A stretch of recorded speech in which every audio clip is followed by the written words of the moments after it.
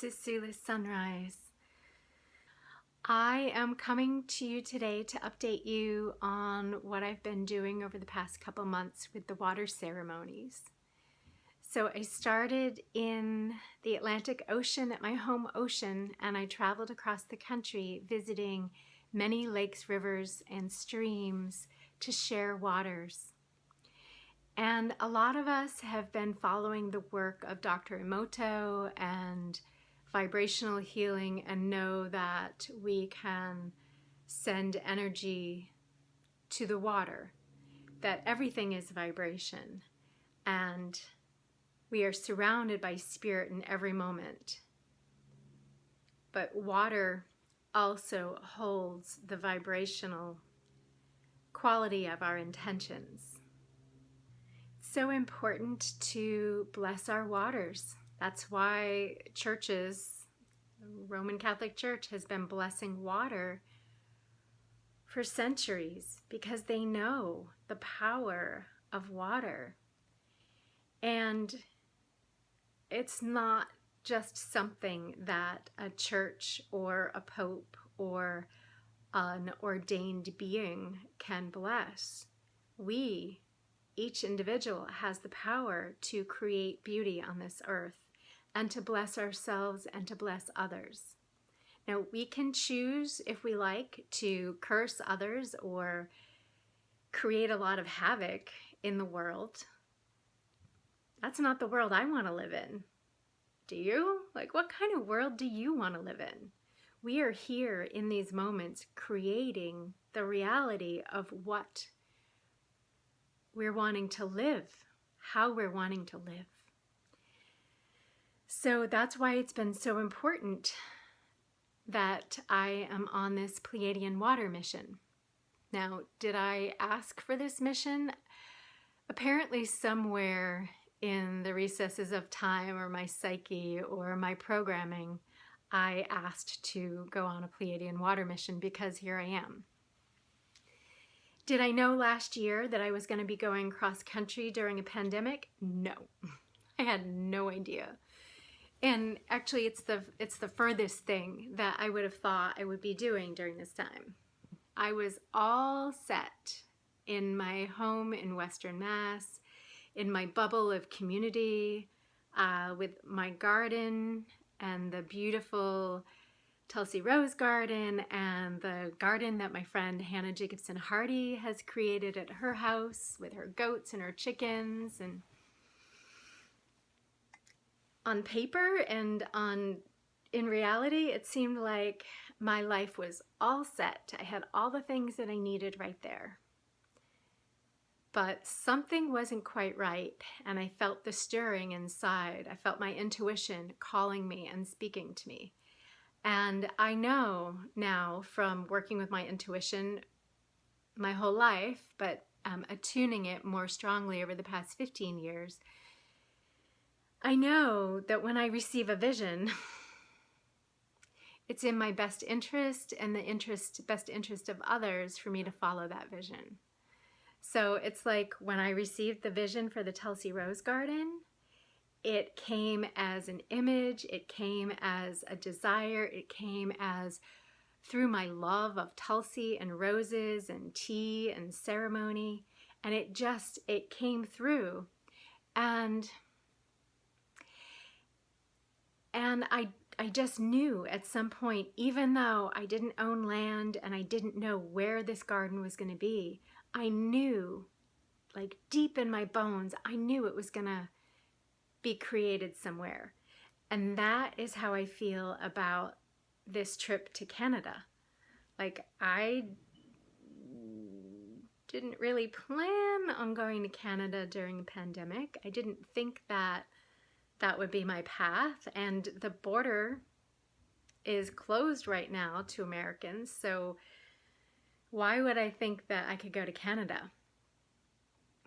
Spirit has planted this message in my psyche and my intuition, and I'm following it. I haven't gotten over the border yet.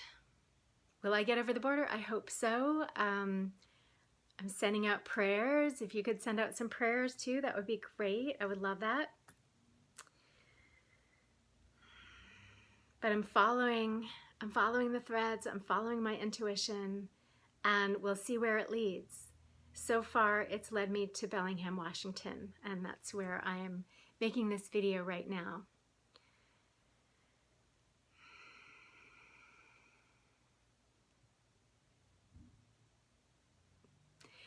And, you know, energy is constantly changing, and it's up to us to constantly be attuning to the energy of our receptor. This vehicle, this body that we're in, it's a receptor.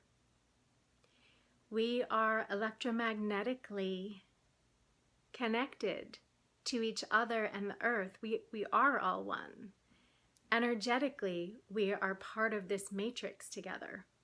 Now, there are different kinds of matrices, and we are in the midst right now of deconstructing or destructing the current matrix that has been created by all the thoughts and all the agreements that we've made as a collective. This is an opportunity for us to create something completely different and completely new. And it's up to us with our intentionality, with our thoughts, with our dreams, with our desires, with our visions. It's up to us to create. We can sit back and let the world be what it is, or we can create something beautiful. We have the power inside these bodies to create beautiful things. Whether it's a song or a garden or a building or a piece of artwork, or taking care of your body and listening and meditating and doing your practices. Whether it's creating a beautiful life for your family and supporting those that you love. So many ways that we can create beauty in this world. I hope that you choose to create something beautiful in this life.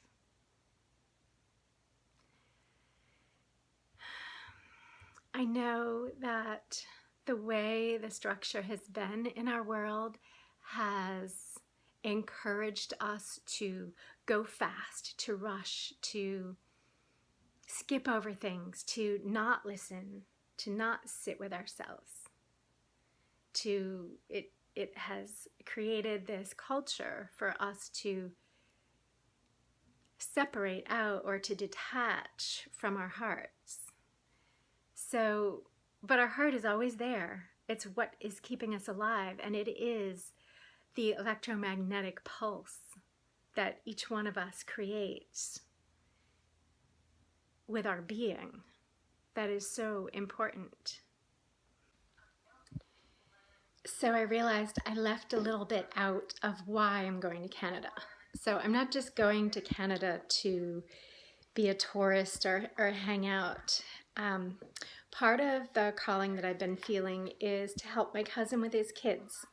So my cousin Adam and I have been pretty close since we were little kids, and even though we haven't seen each other a ton over the past years, there's a bond there. And he lost his wife last year to cancer, and he has 2 little kids. They're 8 and 9, and I want to go and help him in any way that I can. So that's really, the big impetus for being there during a pandemic.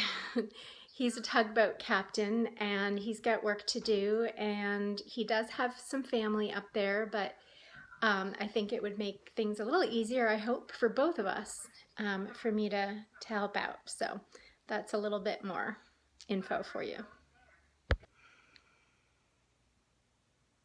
So I'm sending you love.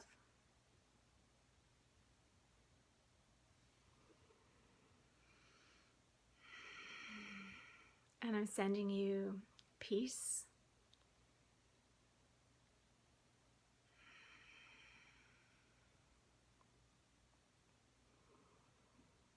And if you'd like to join me for just a quick moment. It doesn't have to be quick. There it is again. We're always wanting to make things quick in our culture. So I invite you to join me for a slow moment of time to just breathe and focus on your breath.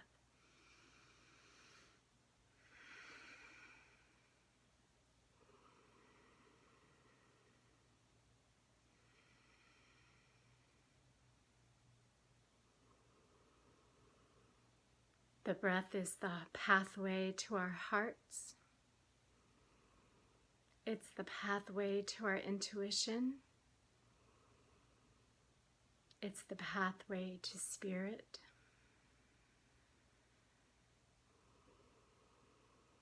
It's the pathway to peace. Thank you for joining me.